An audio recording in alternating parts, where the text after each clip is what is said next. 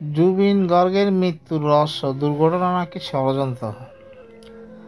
আসসালামু আলাইকুম বিয়াস, আজ আমরা আলোকপাত করব আসামের জনপ্রিয় গায়ক ও অভিনেতা জুবিন গর্গের মৃত্যুর রহস্য নিয়ে, যা আজও লাখো ভক্তদের মনে নানা প্রশ্ন জাগাচ্ছে। 19শে সেপ্টেম্বর 2025 জুবিন গার্গ সিঙ্গাপুরে স্কুবা ডাইভিং করতে গিয়ে মৃত্যুবরণ করেন। প্রথম রিপোর্টে বলা হয় তিনি জলে ডুবে মারা গেছেন, কিন্তু ঘটনার পর থেকে শুরু হয় নানা গুঞ্জন ও বিতর্ক। প্রশ্নগুলো যেগুলো ভক্তদের মনে ঘুরপাক খাচ্ছে: একজন অভিজ্ঞ শিল্পী লাইফ জ্যাকেট ছাড়া ডাইভিং করতে কেন গেছেন? মৃত্যুর সময় তার আশেপাশে কারা ছিলেন? কেন তার শারীরিক অবস্থান খেয়াল রাখা হয়নি?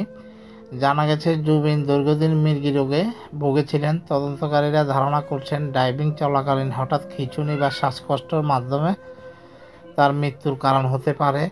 তবে জুবিনের এক ঘনিষ্ঠ সহকর্মী শেখর জ্যোতি গোস্বামী অভিযোগ করেছেন বিষ প্রয়োগে তাকে হত্যা করা হয়েছে। এই অভিযোগে নতুন করে আলোচনার ঝড় তুলেছে আসাম ও সমগ্র উত্তর পূর্ব ভারত। সিঙ্গাপুরে স্থানীয় সংবাদ মাধ্যমে এই জুবিনের দলের সদস্য দাবি, তিনি সমুদ্র তটে ডাইভিং করছিলেন, কিছুক্ষণের মধ্যে অসুস্থ বোধ করেন এবং জলে ডুবে মারা যান। জুবিনের মৃত্যুর খবর পাওয়ার সঙ্গে সঙ্গে গোটা আসাম কেঁপে ওঠে। গুয়াহাটি রাস্তায় হাজারো মানুষ মোমবাতি জ্বালিয়ে শ্রদ্ধা জানায়। কিন্তু প্রশ্ন উঠল, একজন অভিজ্ঞ সুস্থ গায়ক কিভাবে হঠাৎ মারা যেতে পারেন? জুবিনের পরিবার জানিয়েছে তিনি কিছুদিন ধরে মৃগী রোগে ভুগেছেন। মাঝে মাঝে দেখা যেত ডাইভিংয়ের সময় তিনি হয়তো খিঁচুনিতে আক্রান্ত হয়েছেন, যার ফলে জলে আটকে যান। কিন্তু রহস্য এখানে শেষ নয়, তিনি লাইফ জ্যাকেট বা সেফটি গিয়ার ব্যবহার করেননি। একজন আন্তর্জাতিক মানের শিল্পী কি এমন অবহেলা করতে পারেন? বিষ প্রয়োগের অভিযোগ: শেখর জ্যোতি গোস্বামী দাবি করেছেন জুবিন দা দুর্ঘটনার মারা যাননি, তাকে পরিকল্পিতভাবে বিষ খাইয়ে হত্যা করা হয়েছে।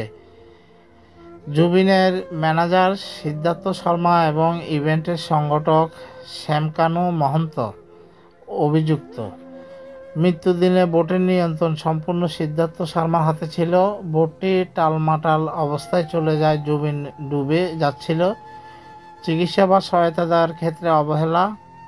সব ড্রিঙ্কস শুধু গোস্বামীর তত্ত্বাবধানে প্রদান করেছিলেন। ভিডিওর বাইরে কারো সঙ্গে শেয়ার না করে নির্দেশ, যা প্রমাণ লোপাটের ইঙ্গিত। গোস্বামী জোর দিয়ে বলছেন জুবিন একজন দক্ষ সাঁতারু ছিলেন, স্বাভাবিকভাবে তিনি ডুবে যাওয়ার কারণ দেখেননি। তদন্ত ও ময়নাতদন্ত: সিঙ্গাপুরে প্রথম ড্রয়িং হিসেবে মৃত্যুর কারণ উল্লেখ। আসাম দ্বিতীয় ময়নাতদন্তের গুয়াহাটি মেডিকেল কলেজে রিপোর্ট, বড় আঘাত পাওয়া যায়নি, তবে বিষাক্ত উপাদান পরীক্ষা করা হয়েছে। চূড়ান্ত রিপোর্ট এখনও প্রকাশ হয়নি। রাজনৈতিক ও সামাজিক প্রতিক্রিয়া: জুবিন কেবল গায়ক ছিলেন না, তিনি আসামের সাংস্কৃতিক প্রতীক। বক্তারা দাবি করছেন সত্য উদ্ঘাটন না হওয়া পর্যন্ত তারা শান্ত হবে না। বিক্ষোভ, অনলাইন পিটিশন, সামাজিক প্রচারণা সর্বত্র একটি প্রশ্ন ঘুরপাক খাচ্ছে: জুবিন গর্গের মৃত্যুর কি আসলেই দুর্ঘটনা? তদন্ত চলছে সিঙ্গাপুর ও ভারতের যৌথ টিমের মাধ্যমে। 4 জনকে পুলিশ হেফাজতে নেওয়া হয়েছে: manager Siddhartha Sharma, event manager Shyamkanu Mahanta, band সদস্য সাক্ষী শেখর জ্যোতি গোস্বামী আরেকজন ব্যান্ড সদস্য। প্রাথমিক তথ্য সাক্ষীদের বিবৃতি থেকে বোঝা যায় অবহেলা, প্রমাণ লোপাট ও সম্ভাবনা বিষ প্রয়োগের মৃত্যু ভূমিকা রেখেছে। জুবিন গার্গ এক কিংবদন্তির শেষ অধ্যায়। ইয়ালি গানটি এখন ভক্তদের হৃদয়ে অমর, তার কণ্ঠ, গান এবং বার্তা আজও জীবিত। তবে মৃত্যু আজও অন্ধকার রহস্য হিসেবে রয়ে গেছে।